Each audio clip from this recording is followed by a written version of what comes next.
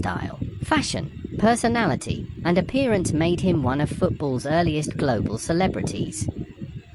Fans followed him beyond stadiums, while newspapers increasingly focused on his life away from football. In the 1966-67 season, United won another First Division championship. Best had become central to a team preparing for its greatest European challenge. Then came 1968, the year that permanently changed George Best's place in football history. Manchester United reached the European Cup final against Benfica at Wembley Stadium. The match carried enormous historical significance for a club still rebuilding after tragedy. 9 years earlier, the Munich air disaster had devastated Manchester United's team. The survivors and rebuilt club carried that history into the European Cup campaign. On May 29, 1968, United defeated Benfica for goals to 1 after extra time. Best scored during extra time, calmly rounding goalkeeper Jose Enrique before finishing into the empty net. The victory made Manchester United the first English club to win the European Cup. His performances combined extraordinary technique with courage, speed, balance, and creative instinct. That same year, he received the Balon d'Or as European Footballer of the Year. He had become one of football's biggest stars while still remarkably young.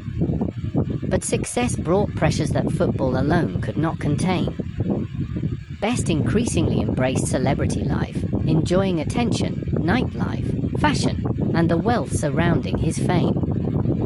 His personal relationships became frequent subjects of newspapers and public discussion. The contrast between his disciplined footballing brilliance and increasingly unstable lifestyle became impossible to ignore. Meanwhile, Manchester United underwent changes after Matt Busby retired as manager in 1969. Best struggled to maintain the same discipline under Busby's successors.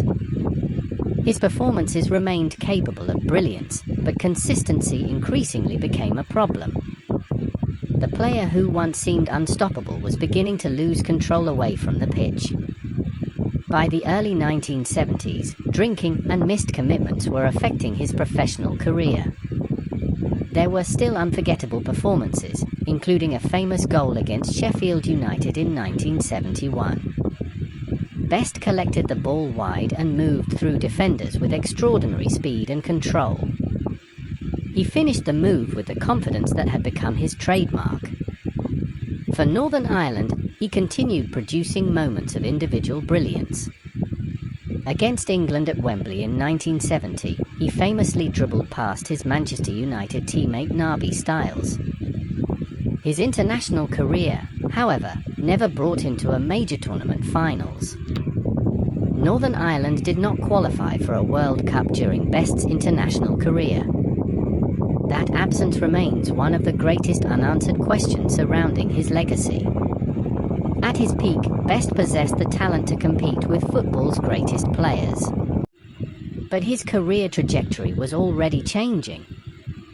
In 1974, Manchester United finally ended their association with the player.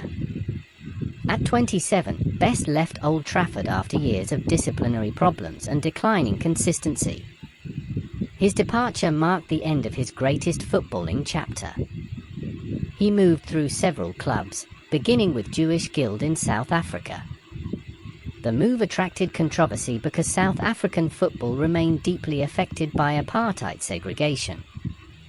Best later played briefly for Dunstable Town before continuing his search for another footballing home. He joined Stockport County in 1975, but the arrangement lasted